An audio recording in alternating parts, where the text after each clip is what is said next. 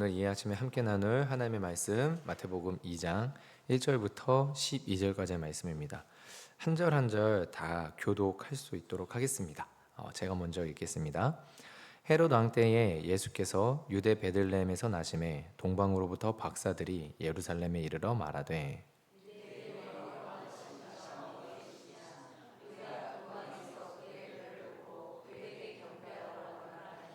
헤롯 왕과 온 예루살렘이 듣고 소동한지라.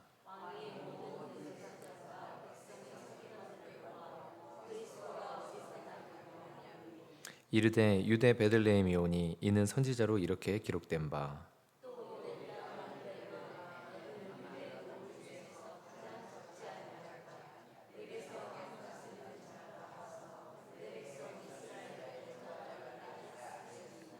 이에 헤롯이 가만히 박사들을 불러 별이 나타난 때를 자세히 묻고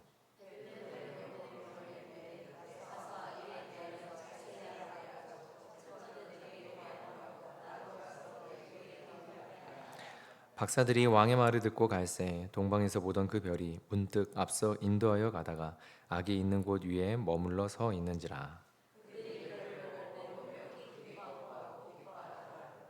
집에 들어가 아기와 그의 어머니 마리아가 함께 있는 것을 보고 엎드려 아기께 경배하고 보배압을 열어 황금과 유향과 모략을 예물로 드리니라. 그들은 꿈에 헤롯에게로 돌아가지 말라 지시하심을 받아 다른 길로 고국에 돌아가니라. 아멘. 오늘 이 아침에 우리 은호 이름으로 1,000번째 예물 드리셨습니다. 우리 잠시 기도하도록 하겠습니다. 하나님, 우리가 또 이렇게 한 주를 시작하고 하나님 정말 평일에 이 한 주를 시작하고 또 기도로 하나님 앞에 나와왔습니다. 갑자기 또 쏟아지는 빛 가운데에서도 하나님 정말로 우리가 주님의 말씀, 주님 앞에 기도하는 것을 아버지 마음 가운데서 놓지 아니하고 이 자리에 모였사오니 하나님께서 이 자리에서 기도하는 모든 성도님들의 기도를 들어주시고 아버지 하나님께서 속히 응답하여 주시옵소서. 또한 비록 아버지 하나님 이 현장에 오고 싶었으나 오지 못해서 영상으로 예배하고 기도하는 성도님들도 주님께서 기억하여 주시옵고 주님께서 은혜를 더하여 주시옵소서. 특별히 아버지 하나님 아침에 은호 이름으로 또 예물을 드렸습니다. 하나님 이 예물을 드린 부모의 마음을 아버지 하나님께서 기억하여 주시고 주님께서 정말로 은혜의 삶 가운데에 개입하시고 하나님께서 역사하시고 주관하시는 것을 은호 스스로가 느낄 수 있는 은혜를 허락하여 주시옵소서. 감사드리며 이 모든 말씀 나사렛 예수 그리스도의 이름으로 기도드립니다. 아멘. 오늘 본문은 예수님의 탄생에 관한 내용입니다. 그래서 사실 9월 달에 여기 읽으면은 약간 어색한 느낌이 드시는 분들이 혹여라도 있으실지 모르겠습니다.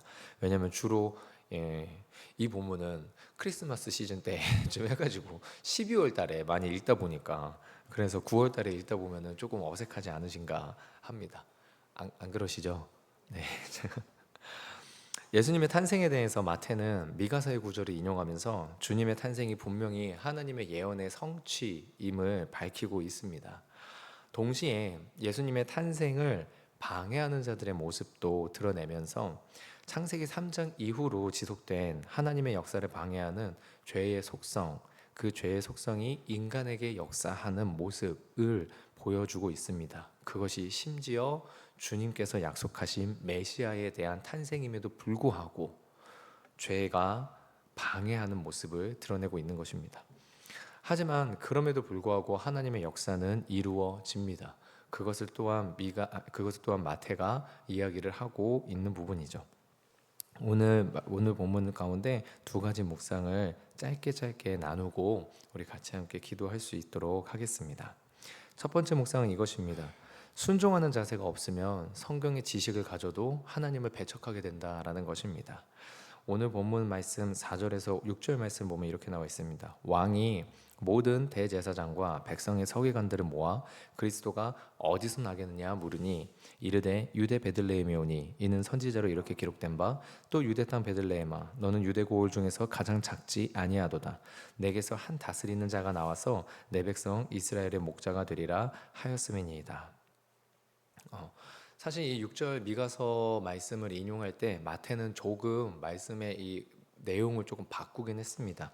하지만은 중심되는 메시지의 내용, 의미, 그리고 사실 마태가 노렸던 것, 마태가 의도했던 것은 더 극적이고 분명하고 명확하고 선명하게 예수님의 탄생에 대해서 전하고자 미가서에 나와 있던 말씀을 그대로라기보다는 조금은 단어를 바꿔서 인용을 했습니다.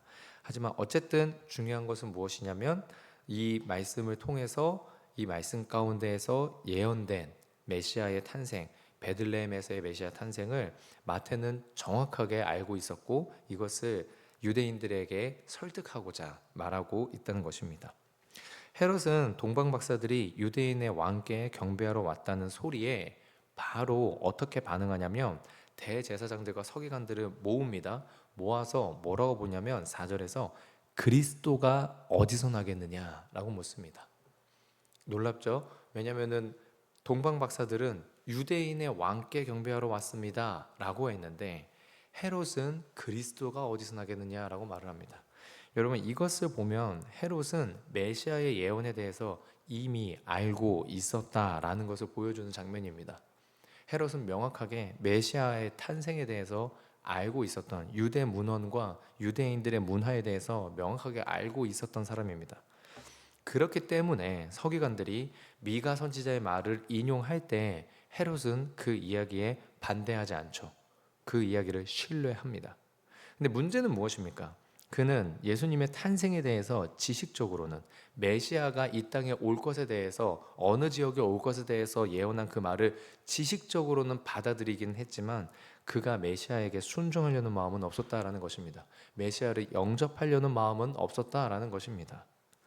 근데 이와 대조되는 인물이 등장합니다. 그들이 누구냐면 동방박사들입니다. 박사로 번역된 이 단어는 점성술사, 술객 이런 뜻입니다. 당시에는 천문학이나 신비학을 다루는 자들에 관련된 단어이죠. 특히나 이들은 이스라엘 사람이 아닙니다. 이들은 이스라엘 사람이 아닌데 유대 메시아에 대해서 알고 있었습니다. 여러분 어떻게 이게 가능할까요? 당시에 오늘날처럼 인터넷이 발달한 것도 아닌데 어떻게 그렇게 다른 나라, 다른 민족의 메시아 사상을 이들이 알고 있었을까요? 이스라엘의 동쪽에 있고 유대인들의 메시아 사상에 대해서 알만한 나라가 한 군데 있습니다. 그것이 어디냐면 바벨론입니다. 이스라엘이 포로로 잡혀가서 70년간 그 땅에서 살고 있었기 때문에 유대인들이 어떤 신앙과 어떤 신학적 사상을 가지고 있는지를 충분히 알 수 있는 나라가 바벨론이었습니다. 또한 그들이 유대인들을 포로로 데려가면서 유대인들만 데려간 게 아니라 그 유대 땅에 있는 많은 서적들도 가져갔습니다. 두루마리 서적들도. 때문에 다니엘이 바벨론 서고에서 예레미야의 그 예언을 발견하게 된 것이죠. 그러니까 바벨론에 있는 사람들, 바벨론에서 점성술과 천문학을 연구하던 자들이 그 유대인들의 메시아 사상도 알고 있었기 때문에 그들이 그리스도의 탄생을 알리는 별을 발견한 것이고 그것이 유대 메시아의 이 별이 아니겠는가 하는 것을 추측하며 그것에 대해서 추구하며 달려왔다라는 것입니다. 그런데 더 놀라운 것은 무엇인가? 이 바벨론의 점성술사로 추측되어지는 이 동방 박사들이 뭐라고 하느냐? 그에게 경배하러 왔다. 헤롯은 그리스도에 대해서 알고는 있었지만 그에게 경배하려는 마음은 없었고 오히려 이방인이요. 그리고 하나님께서 사실상 그렇게 허락하지 않으신 점술, 술객 어떤 그런 지식을 가지고 있는 이들은 오히려 예수님께 경배하러 온 여러분 이 아이러니한 모습이 무엇을 의미하겠습니까? 에베소서 말씀에서는 이런 말씀이 있습니다. 하나님의 아들을 믿는 것과 아는 일에 하나가 되어서 온전한 사람을 이루어. 하나님의 아들을 믿는 것과 아는 것이 하나가 될 때 온전한 사람이라고 말하는 것입니다. 하나님의 아들에 대해서 아는 것만으로는 부족하다라는 것이죠. 하나님의 아들에 대해서 믿음을 가져야 되는 거고 그리고 하나님의 아들에 대해서 믿는다라는 것만으로도 부족하다라는 것입니다. 하나님의 아들에 대해서 제대로 알아야 된다라는 거죠. 그러니까 아는 것과 믿는 일이 하나가 될 때 온전한 사람을 이룬다라고 바울은 말하고 있습니다.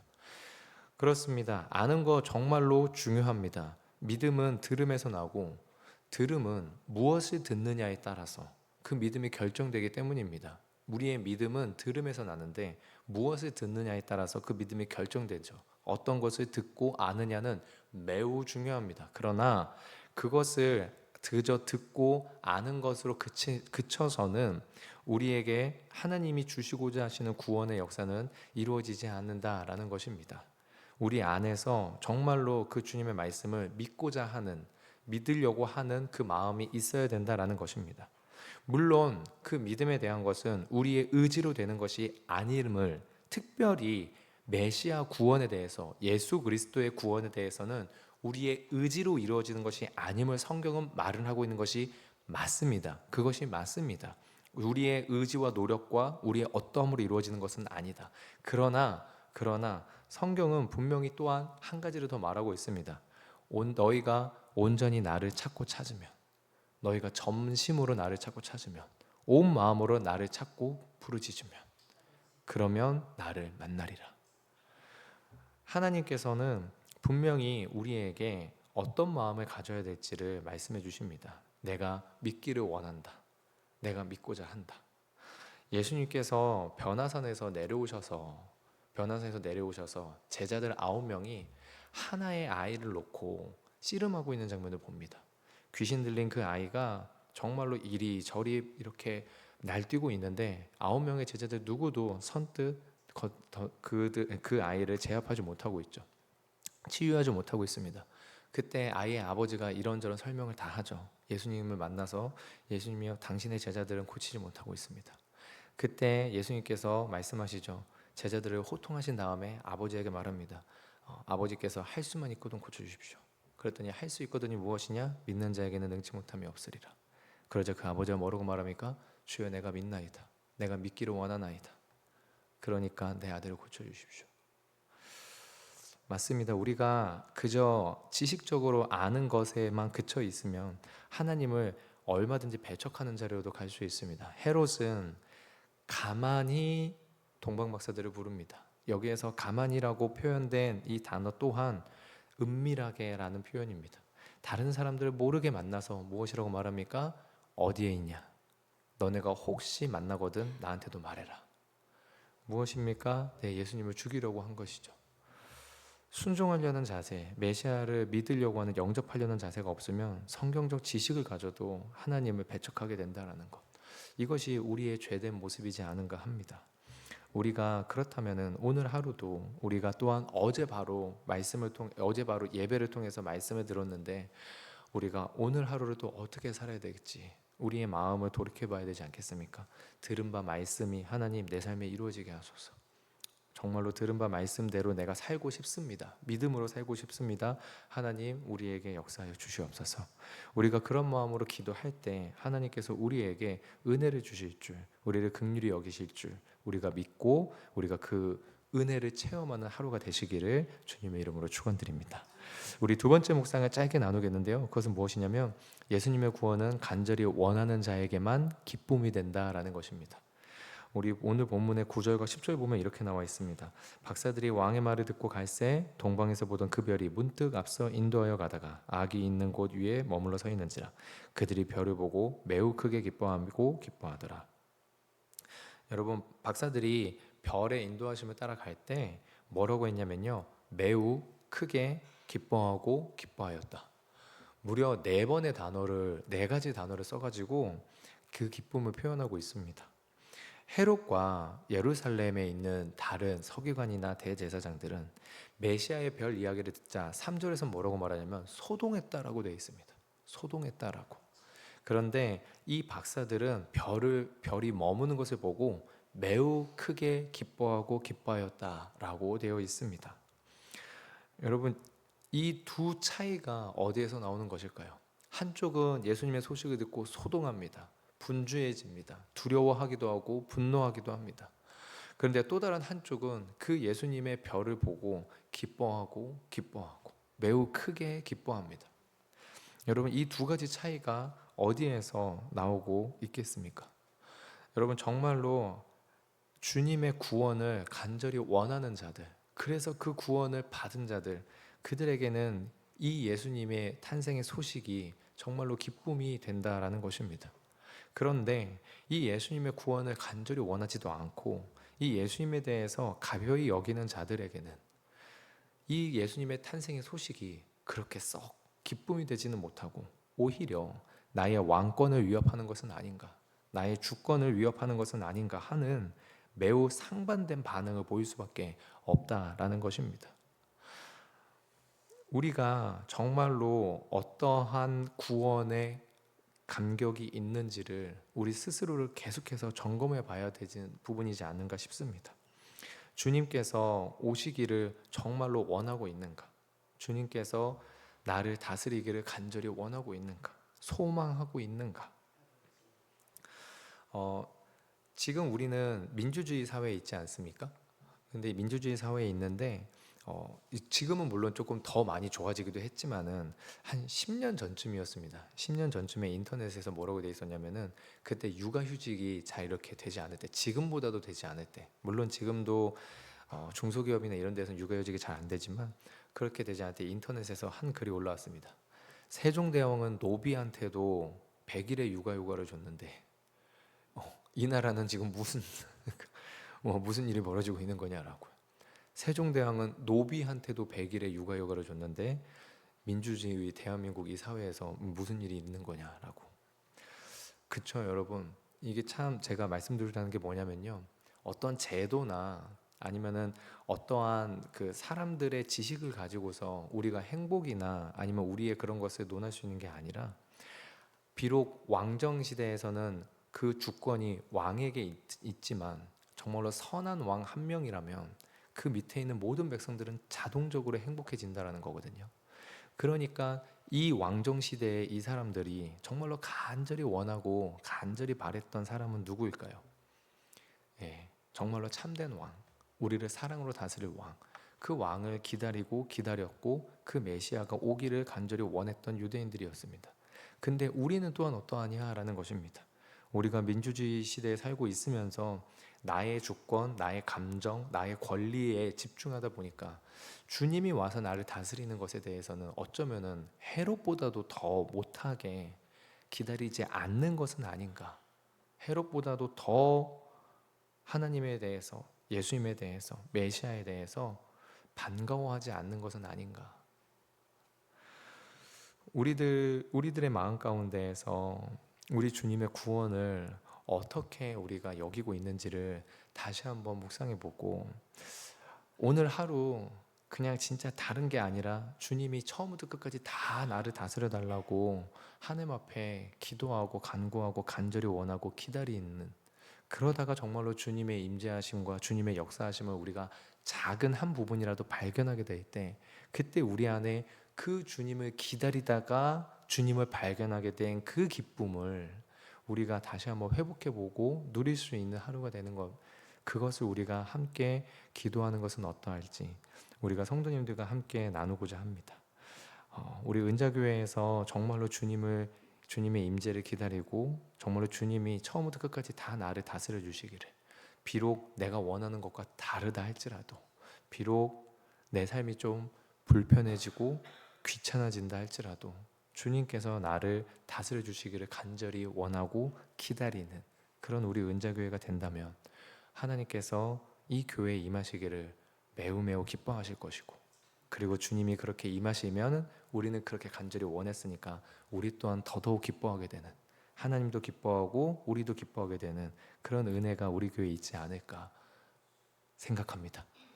우리가 함께 하나님 앞에, 하나님 정말로 우리에게 임하여 주시고 우리 교회 가운데 역사해 주시옵소서라고, 우리의 모든 것 비록 내가 원하는 것과 반대된다 할지라도 주님께서 임하여 달라고 우리가 함께 기도할 수 있는 하루가 되고, 그렇게 주님의 임재하심을 보는 것을 기뻐하는 하루가 되시길 주님의 이름으로 축원드립니다.